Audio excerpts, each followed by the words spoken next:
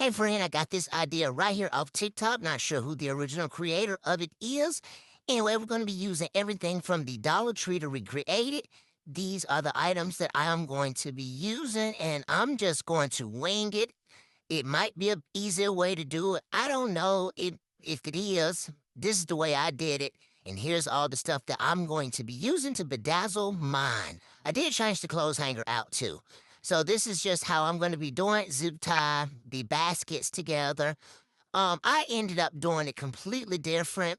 That video will be over on YouTube, over on the channel, but yeah, just follow along if you're interested, child. You ain't got to if you don't want to. It don't matter to me.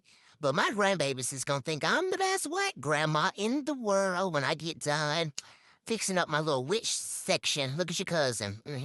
I put a hole in mine. You ain't got to do that to yours because, listen, they run by batteries, but I'm using mine to do something totally different now. Said with me, mind your business. You ain't got to recreate it, but if you do, this is just how I'm doing mine. I am the queen of bootlegging some stuff, so this is right up my alley. Rip me out the plastic. I've been acting brand new. Put on her shirt.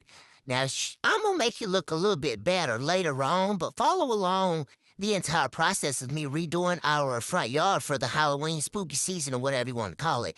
Anyway, I'm adding on girlfriend some hands. It's gonna be 3 of these. There they go. Look at them. Make sure y'all come back now so y'all can see all the rest of my DIYs from the Dollar Tree.